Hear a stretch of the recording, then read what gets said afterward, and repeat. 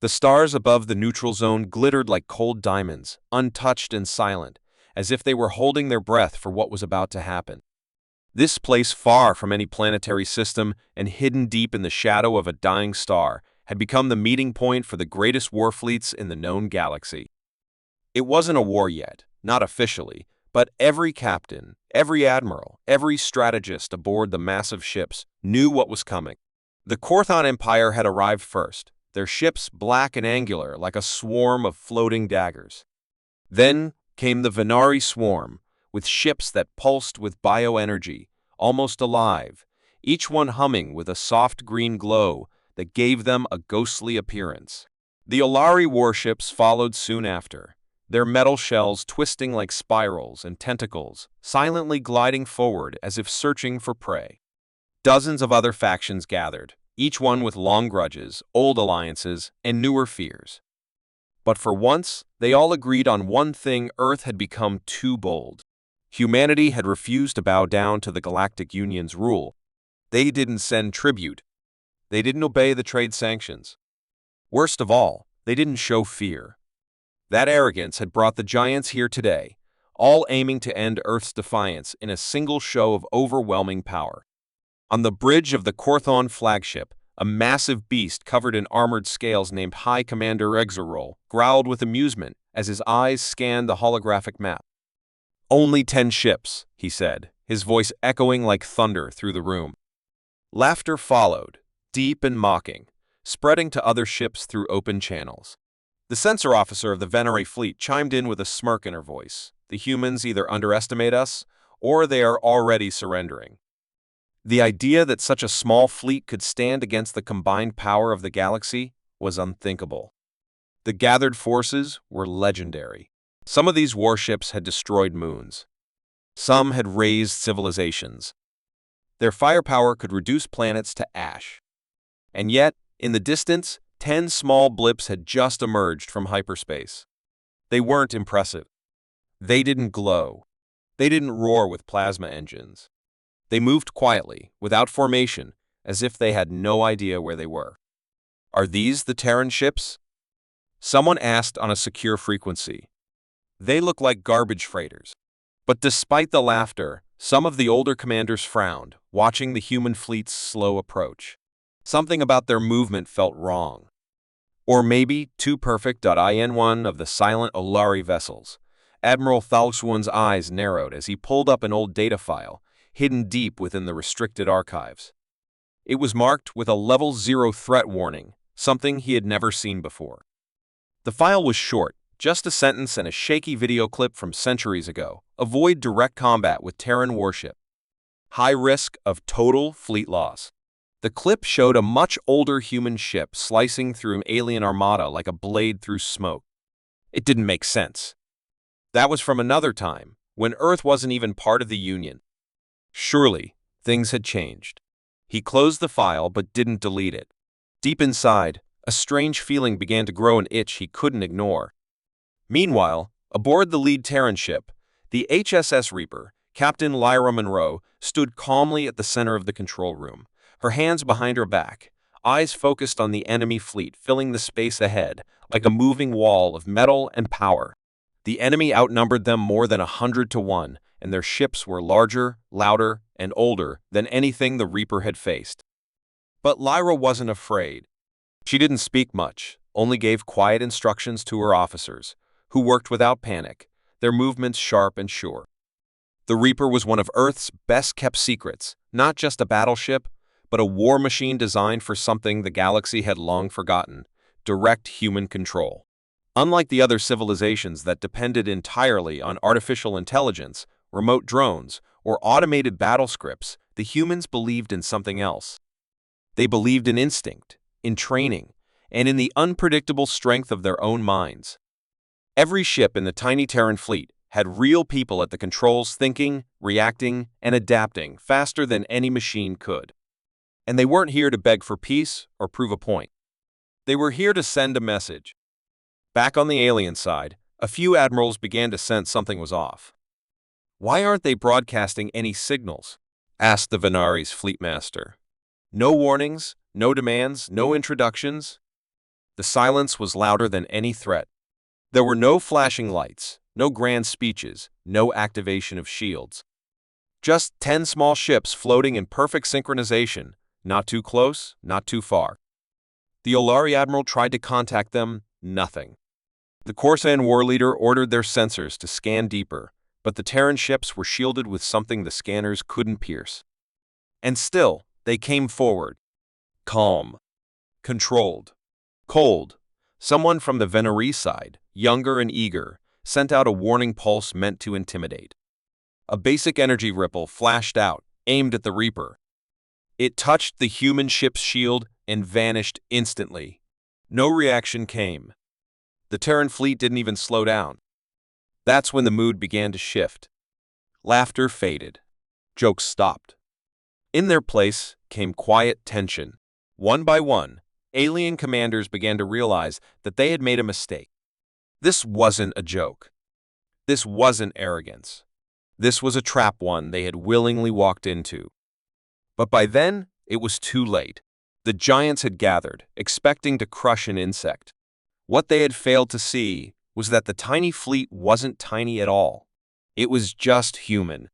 And that changed everything. Across the battlefield of stars, silence stretched like a rope pulled too tight, every commander waiting for someone else to make the first move. And yet none dared, not after what they had seen in the cold eyes of those human warships. Behind polished metal and invisible shielding, the Terran fleet drifted closer, not aggressive, not retreating, just moving forward with a kind of calm that didn't match their size or numbers, and it sent a strange chill through even the most hardened admirals. Somewhere deep within the Olari flagship, Admiral Thalgchuan sat alone in his command chamber, eyes fixed on the holographic display, not blinking, not speaking. His mind wasn't on the present, he was lost in a memory, one that should have been buried long ago, but now clawed its way back like a nightmare refusing to fade. It had started years ago, during his early command days, when he and his fleet had been tasked with wiping out a group of primitive life forms on a distant planet near the edge of what was then uncharted space. The mission was routine, the kind given to rising officers to sharpen their skills, but what they found there had changed everything. The planet had no name, only a string of numbers, yet orbiting it was a wrecked human cruiser, centuries old, floating dead but not destroyed, like it had run out of power mid-escape. When his ship's AI tried to scan it, the data feed returned corrupted, systems shorted, and a strange pulse echoed through the ship like a scream made of energy. Thalgchuan had ordered a team aboard, curious, maybe even foolish, but none of them came back. What returned instead was a video, scrambled and shaky, showing his soldiers frozen mid-motion, their skin pale, eyes wide open but not breathing, dead without wounds, like the ship itself had drained the life out of them. That was the first time he heard the words, spoken not by any crew or device, but whispered directly into his mind. This is not your war. Leave now while you still can.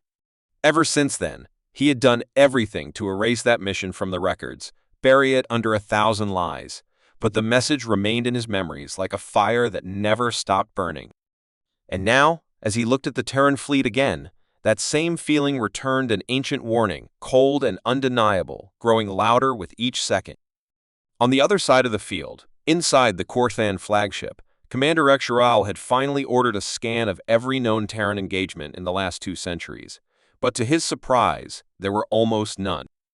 The humans had fought less than any species in the galaxy, yet their borders had never been pushed, their colonies never attacked, and their trade ships moved freely, even through hostile zones. That wasn't peace, it was fear disguised as tolerance. He saw it now in the hidden files, the ones marked with symbols that meant never open without high command permission. Reports of fleets disappearing after minor confrontations with Terran forces, scout ships going dark, and strange readings near human space that couldn't be explained. One file showed a visual of a single Terran frigate facing off against 7 Vaari assault ships, and somehow surviving, not just by escaping, but by destroying every attacker without a single trace left behind. That wasn't technology. That was something else, something nobody understood. On board the HSS Reaper, Captain Lyra Monroe stood motionless, eyes locked on the enemy formations ahead, every movement on her bridge synchronized like a well-rehearsed dance. She had read the same files, had seen the same footage that now haunted Thalxuan, and she knew the truth that most of the galaxy still refused to believe. Humans were not the oldest species, not the strongest, nor the most numerous, but they were the most dangerous because they were the only ones who fought not for glory or control, but survival. Earth's past was soaked in war, not just between species but against itself, and every time humanity had nearly destroyed itself, it had risen stronger, smarter, and more ruthless. The galaxy hadn't seen the real Terran military in centuries, because Earth didn't show its teeth unless it was truly threatened. And now, as all these fleets gathered with their mighty weapons and ancient grudges, Earth had finally decided to remind them. Lyra's orders were clear: no communication, no warnings, and no hesitation. They weren't here to talk. They were here to watch the stars remember. Suddenly, in the Venari fleet, alarms began to scream. One of their sensor ships, stationed far off the battlefield for wide-range observation, had gone dark. Then another.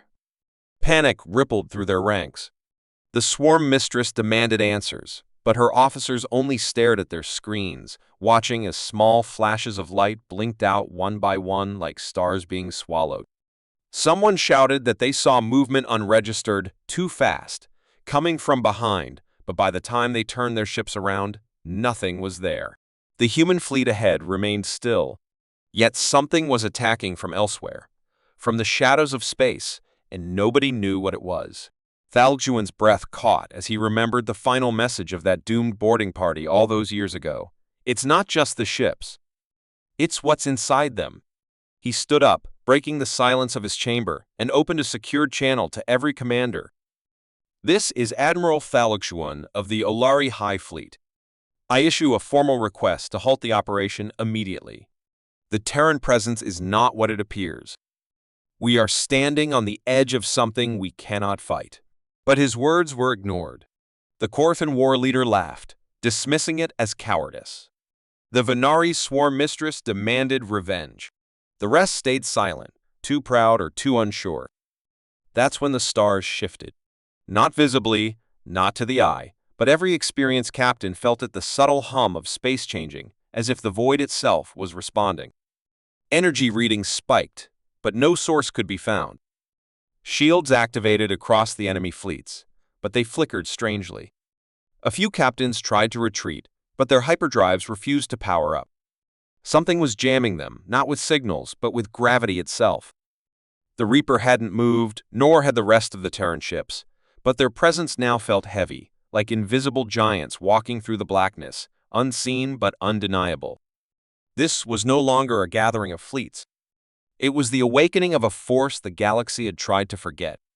And as fear began to replace arrogance, the words echoed again, not from speakers, not from humans, but in every mind present, like a voice etched into the fabric of space itself. You were warned. The silence that followed the ancient warning was heavier than any weapon, thicker than the void between the stars. The gathered fleets, once proud and bold, floated in a stillness that felt unnatural, like the galaxy itself was holding its breath. No one spoke. No ship moved. The humans had not fired a single shot. A cold fear spread like poison in the veins of commanders who had, moments ago, thought themselves invincible. But silence does not last forever. It cracks under tension, and the breaking point came without a sound, without light, without warning, just a sudden disappearance. One moment, the Venari scout frigate Shardclaw was there, and the next, it simply wasn't. No explosion, no wreckage, just gone, like space had swallowed it whole. Panic gripped the nearby captains. Commands were shouted, sensors scrambled, weapons powered, up across the field, but it was too late. The strike had already begun.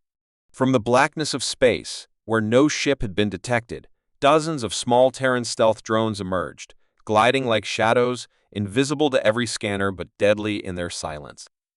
They didn't need massive weapons. They simply attached themselves to the hulls of enemy ships and released electromagnetic pulses so strong they melted circuits, fried engines, and shut down entire systems in seconds. In moments, 5 enemy vessels were drifting, powerless, their crews trapped in the dark. Across the field, the mighty Korthon battleship Ruinborn activated its primary cannon, determined to show no fear. Its captain, a beast bred for war, locked onto the largest Terran cruiser and fired. A beam of crimson energy lanced through space, tearing through meteors and stars in its path, but when it hit the Terran ship, it vanished, absorbed like water into stone. There was no damage, no burn. The cruiser didn't even shake. The weapon had been powerful enough to level a continent. And then, for the first time, the humans moved. The cruiser shifted slightly, almost lazily, and from its underside, a single turret rotated, glowing faintly blue. One pulse shot out silent, focused, deadly. It struck the Korthon warship directly in the center, and what happened next stunned everyone. The Ruinborn didn't explode. It didn't catch fire. Instead, its metal began to peel away like paper touched by flame, layer after layer disintegrating until the ship was no more than floating ash, drifting quietly in the void. The commanders across the fleet stared in horror. This was no normal weapon. This was something beyond understanding, something designed not just to destroy, but to erase. On board the HSS Reaper, Captain Lyra Monroe watched the reaction unfold. Her crew was silent, focused. They knew the plan, knew the danger. They weren't here to win a war. They were here to remind the galaxy of a lesson it had forgotten. Humans were not conquerors, they were survivors. Every strike, every move, was part of a larger strategy.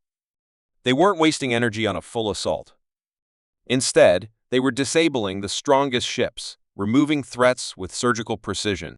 While enemy fleets panicked, turned, and scattered, the humans stayed calm, like predators surrounded by prey too stunned to run. In the Venerii fleet, chaos broke loose. Dozens of smaller ships turned away, trying to flee, but their hyperdrives failed to activate. A wave of gravity pulses, invisible but powerful, rippled across space, keeping them trapped. One by one, Terran ships unleashed their secondary weapons, ion bursts, EMP waves, plasma filaments, all designed to cripple, not to kill. It was psychological warfare, and it was working. Fear turned to desperation. Desperation turned to collapse. Some captains began sending surrender signals, but the Terrans didn't respond. Not out of cruelty, but because surrender wasn't part of this battle. This wasn't about negotiation. It was about memory. They had warned the galaxy once. Now, they were making sure it would never forget. In the heart of the Olari command vessel, Admiral Falk Swun stood frozen, eyes wide as he watched ship after ship fall without resistance. He had tried to stop this. He had begged them to listen. But pride had cost them dearly. He now understood what the ancient wreck had meant. All those years ago, this is not your war. The humans didn't see these fleets as a threat. They saw them as a lesson to be taught. He opened a private channel to the remaining commanders, his voice quiet but firm. Stop fighting. Shut down your weapons. Order your ships to stand down. We cannot win. We can only survive. Some listened. Others didn't. Those who ignored the call paid the price. A second wave of Terran drones emerged, this time targeting communications arrays and command bridges. Ships went dark in seconds. The battlefield was no longer a battle. It was a message written in silence and shadows. Never provoke those who have mastered war in the name of peace. And then, just as quickly as it had begun, the assault stopped. The Terran ships ceased firing. The drones disappeared. The energy spikes vanished. The battlefield was filled with wreckage, flickering lights, and drifting debris, but no more attacks came. The humans had made their point. They didn't need to conquer to be feared. They didn't need to destroy to be victorious. In one precise, calculated strike, they had dismantled the mightiest gathering of fleets in the galaxy without a single casualty on their side. Captain Lyra Monroe stood in the center of her bridge, silent, calm. "Transmission," she said, and her officer nodded. Across every surviving enemy ship, one message was received, delivered not in anger, but in clarity. Let this be the final reminder. Humanity does not seek war. But if you bring it to our door, we will end it before it begins. Deep within the ruins of the shattered battlefield, where drifting metal and silence told the story of humanity's unchallenged dominance, a faint signal began to pulse from beneath a destroyed Ahlari vessel. It was weak, almost buried under the noise of damaged systems and dying power cores, but it reached the sensors of the human warship HSS Reaper, a signal coded in an old Terran encryption. Captain Lyra Monroe, still overseeing recovery efforts and data collection, ordered it traced and decrypted. Within seconds, the AI had processed the message and displayed it in front of her, accessed the core beneath the war station ruins. The truth was hidden. You were never meant to find it. The words were vague but filled with weight, and Lyra knew this wasn't from an enemy. This was from someone who had known the truth for a long time and had just risked everything to reveal it. Without hesitation, she ordered her fleet to hold position while a single stealth drop pod descended toward the ancient ruins of the Ahlari war station buried within a nearby asteroid field. These ruins were believed to be inactive, remnants from a war 1,000 years old, but now they pulsed faintly with energy, as if something had awakened beneath them. Commander Aaron Dax, known for his experience in infiltration and ancient tech retrieval, led the mission.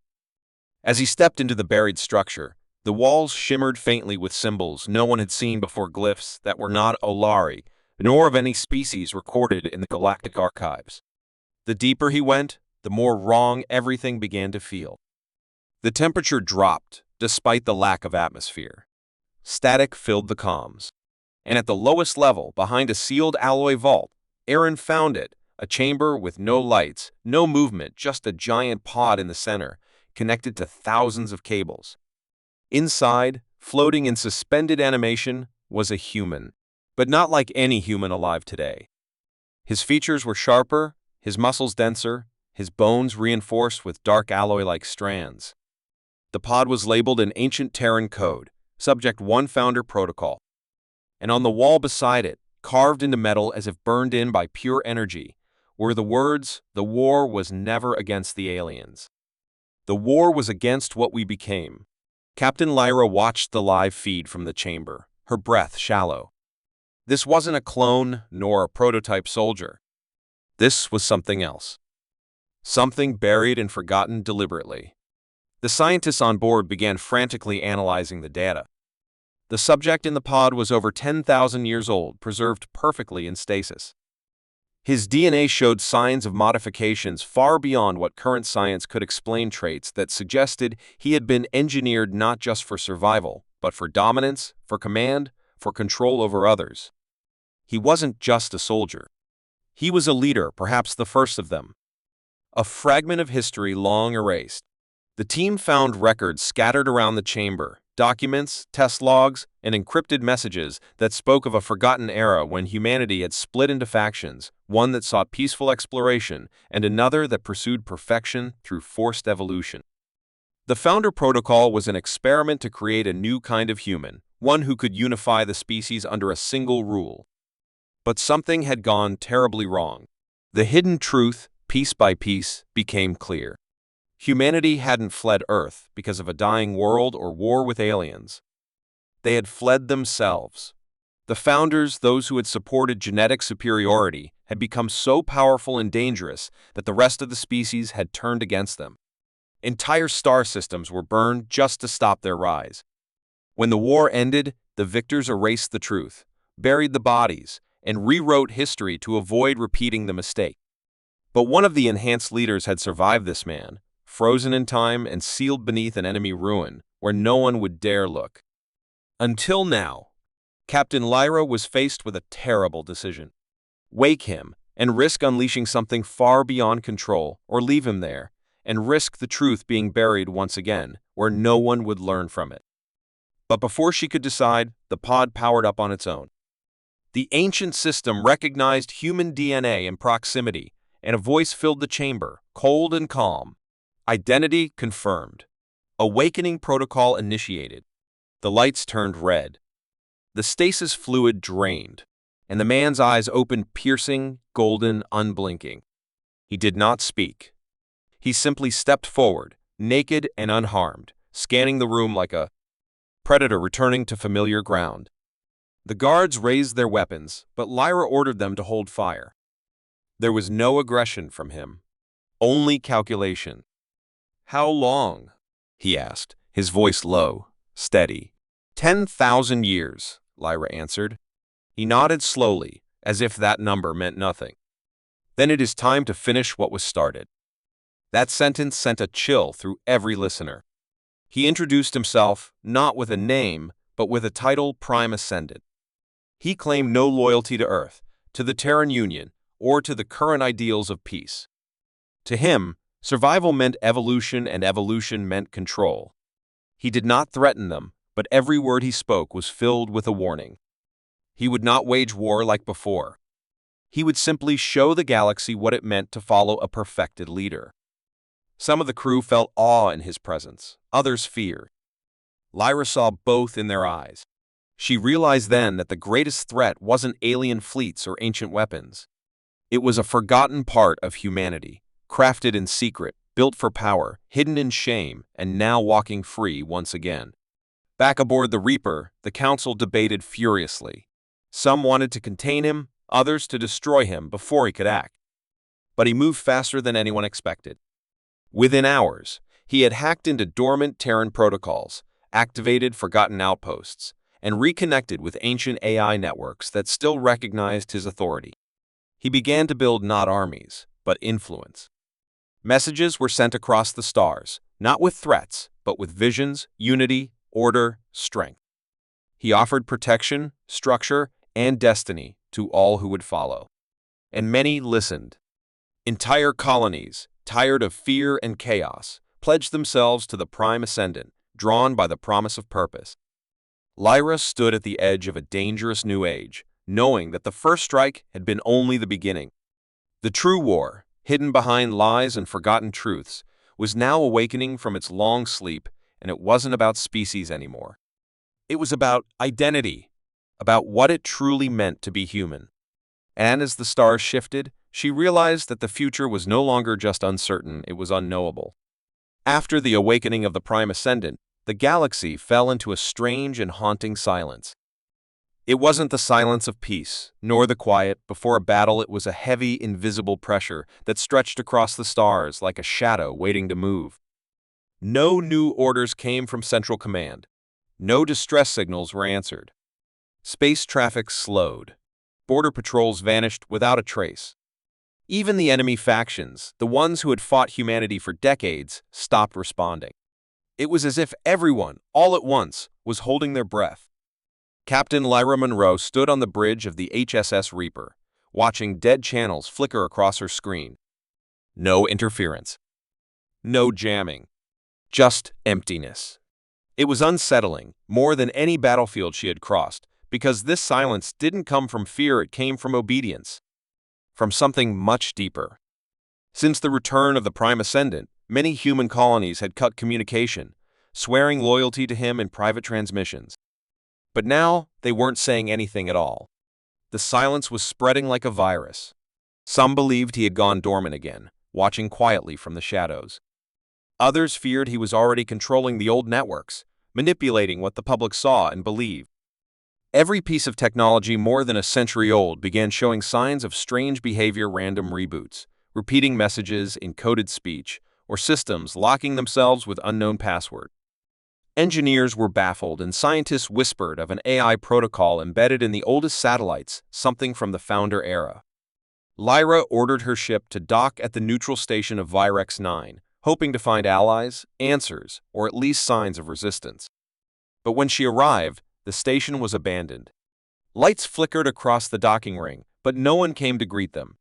Inside, she found food still warm in the mess halls, drinks left untouched on tables, and chairs fallen over as if people had disappeared mid-conversation. The control center was empty, security footage erased, logs wiped clean. Only one thing remained, a single word written in red across the main terminal: listen. That was all. No names. No threats. Just that one word, echoing louder than any scream. The crew grew restless. Rumors spread through the halls like wildfire. Some believed the Prime Ascendant had a way to listen through machines, even through thoughts. Others believed the silence was not a lack of communication, but the beginning of a mental invasion, where people were no longer thinking their own thoughts. A few even claimed they had visions of perfect cities, golden skies, and a voice promising peace if they simply followed. Lyra refused to believe it, but even she couldn't ignore the strange calm that had spread across the galaxy. There were no more attacks, no pirate ambushes, no border disputes. Everything stopped, as if war itself had fallen asleep. Yet she could feel something was wrong, terribly wrong, like a storm hiding behind blue skies. She contacted Admiral Race, one of the few fleet leaders who hadn't pledged loyalty to the Ascendant. The meeting was set in a deep space location, off the grid. But when she arrived, she found the Admiral's ship powered down, drifting aimlessly. No signs of damage, no escape pods launched. Just floating silence. On board, Lyra and her team found every crew member unconscious but alive, all in a state of deep, unnatural sleep. Medical scans showed brain activity but not normal. Each mind pulsed with a synchronized pattern, as if dreaming the same dream. They were unresponsive, unaware of the real world. The medical AI described it as a shared neural frequency, something that shouldn't even be possible without external control. Lyra felt a cold shiver in her bones. She had feared invasion or battle, but this was worse. This was surrender without a fight, humanity falling into a dream while its body still stood. Back aboard the Reaper, she ordered every ancient system shut down. Old satellites, legacy code, AI cores, everything was purged or disconnected. But the silence didn't end. If anything, it deepened. No new transmissions. No alerts. Not even the faint hum of the galactic news waves. The stars felt further away now, and every passing hour made the crew feel more alone in the universe. Then the voice came, not loud, not demanding, but soft, calm, and inside everyone's mind. It was not heard through ears, but through thought. A message planted deep in the subconscious. You are safe now. There is no need to fear. Just listen. Just follow. Panic struck the ship like lightning. Some collapsed, clutching their heads. Others stared into space, frozen in place, lips moving silently as if whispering to someone unseen. Lyra fought to stay focused, her mind screaming against the pull of that calm voice.